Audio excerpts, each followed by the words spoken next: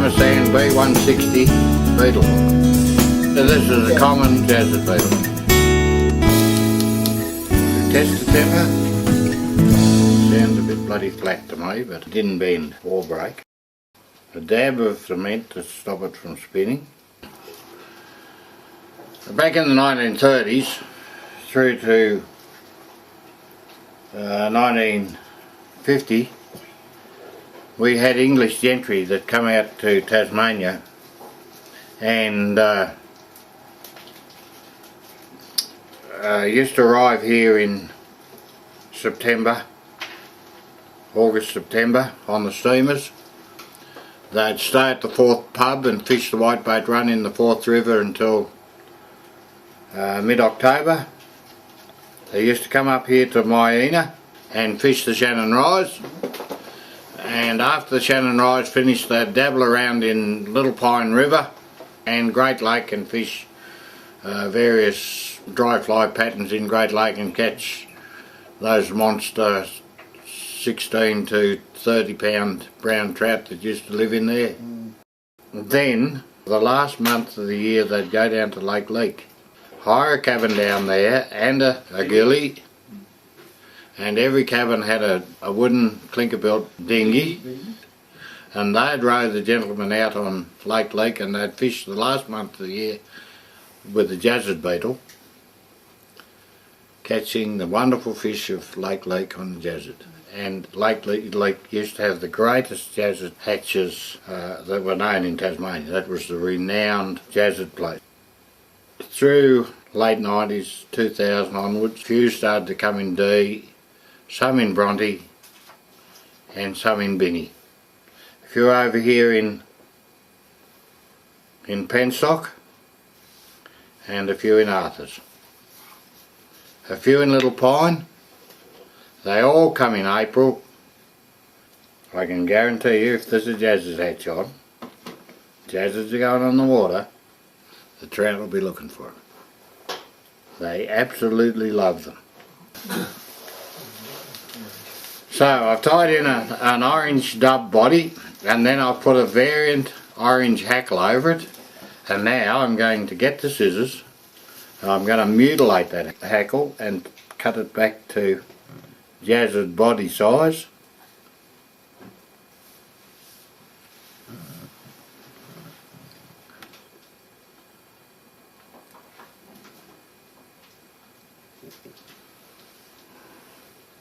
Now we need a minute little black hackle.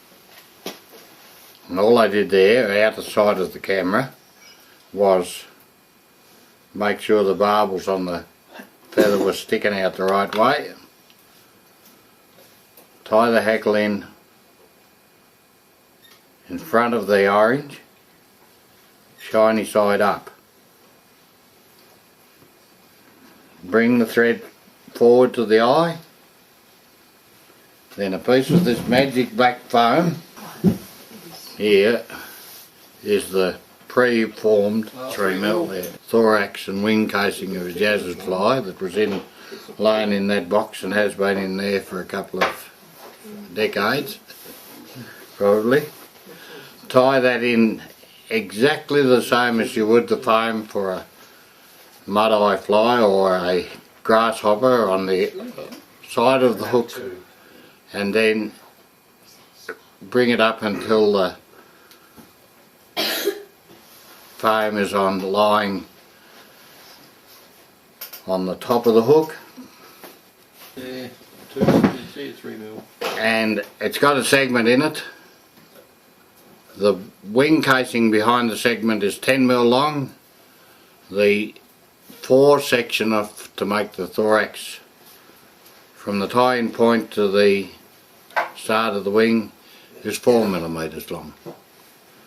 So it was 4mm and 10mm, the length of the foam.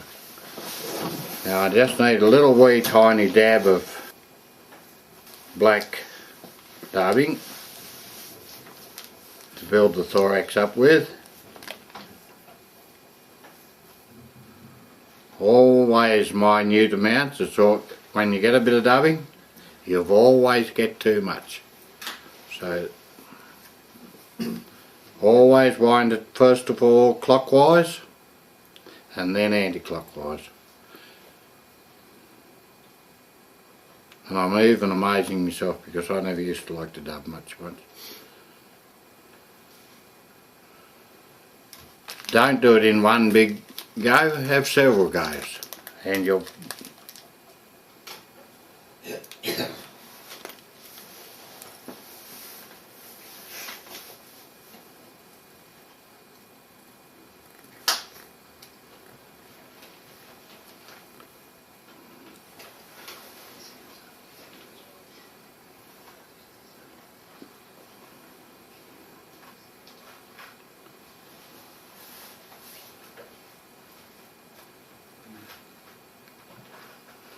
at the point between the orange part of the body and the thorax, fold the wing back over and lock it down.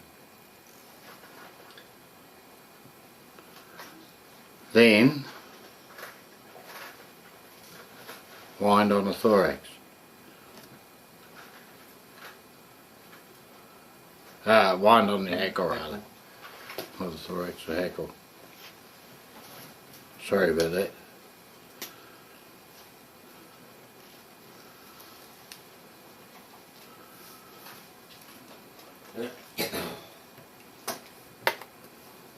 Then using my magic, get rid of that excess, using my magic whip finisher here,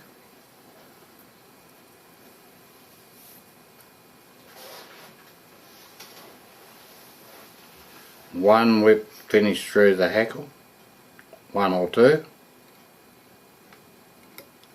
bring the tying silk forward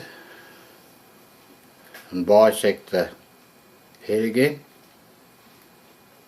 I found that it's much better to cut your little bits of foam off, measure them up, 4mm long on one end, 10mm the other end, and then put a whip in the middle of it. Conventional 3 whips.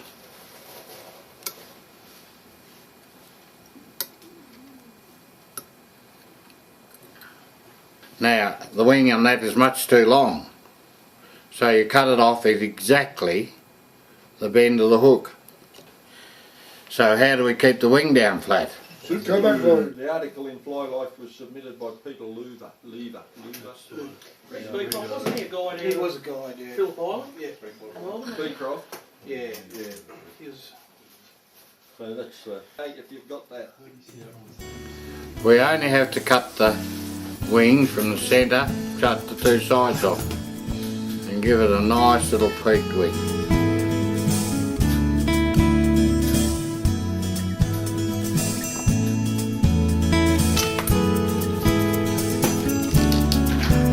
Now if you have a look up there on the screen, there's your complete